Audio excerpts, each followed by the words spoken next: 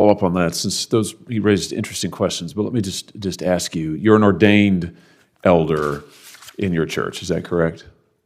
In my former church, I've actually transitioned to a different denomination, but in a bit of a transition period, I still maintain my ordination.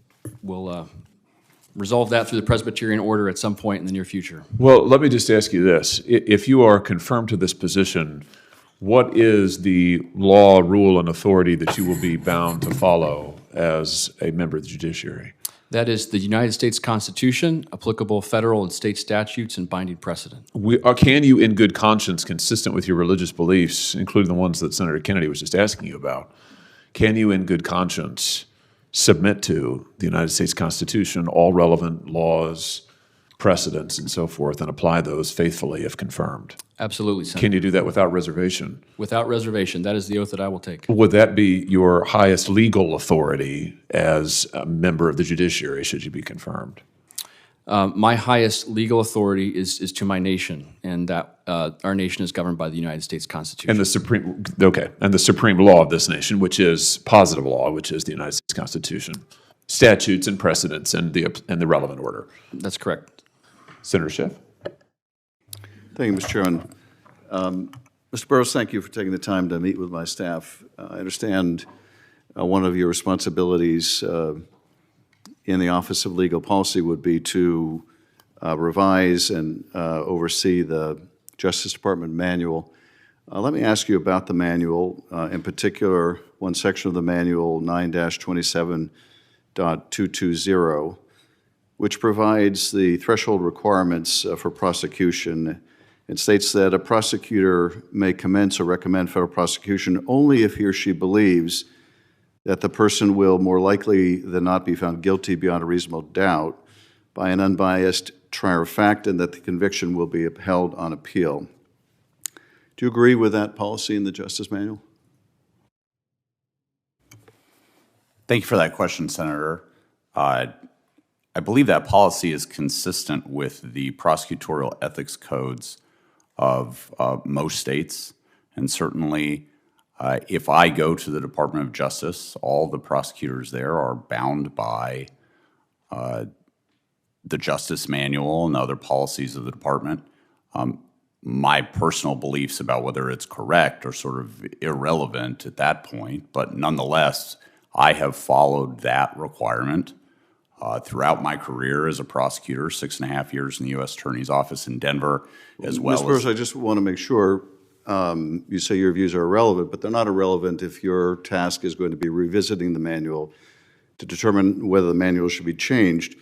That section also provides, both as a matter of fundamental fairness and in the interest of efficient administration of justice, no prosecution should be initiated against any person unless the attorney for the government believes that admissible evidence is sufficient to obtain and sustain a guilty verdict by an unbiased trier of fact.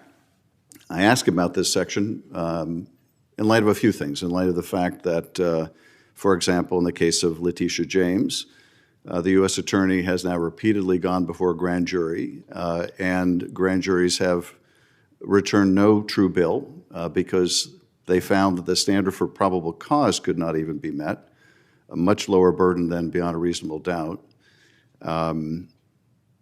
Career prosecutors had recommended against those cases for exactly this reason, that they did not believe it met the Justice Department manual standard. That is, they did not believe it could be proven beyond a reasonable doubt. In Los Angeles, we have another U.S. attorney like Halligan, unlawfully appointed, named Bill Asaley, who has apparently gone before the grand jury so many times and received a no bill from the grand jury that his nickname in the office is now No Bill Asaley.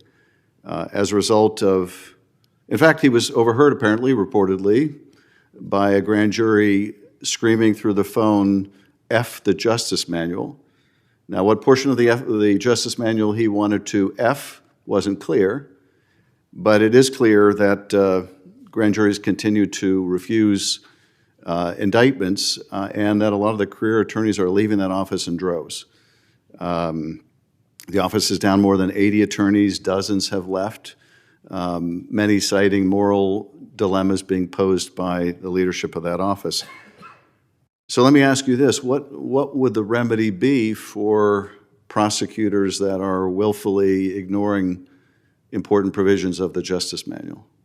Senator, I think your question brings up two things. First, I think it's important to note that the Office of Legal Policy is not involved in decisions in any particular investigation, any particular prosecution. Our job is to set forth broad parameters under which prosecutors would exercise their discretion that they have. No, I get that, but you establish a policy or you affirm a policy such as you don't seek an indictment where you don't believe you can prove the case at trial.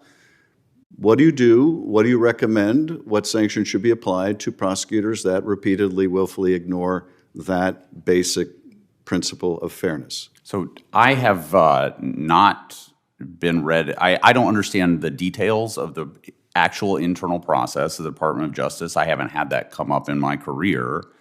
Nonetheless, my understanding is that if people are violating departmental policies, there are various ways, whether it be through employment discipline channels or whether it be through the professional responsibility offices, that those are dealt with. But nonetheless, I have been... If I could just ask, and I know my time is running out, one last question.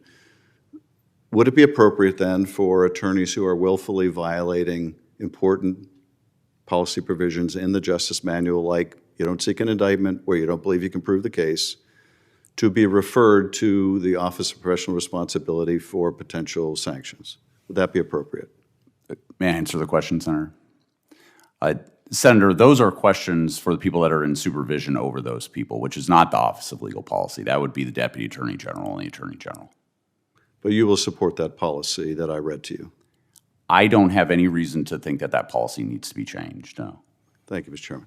Senator Blackburn. Thank you, Mr. Chairman. And again,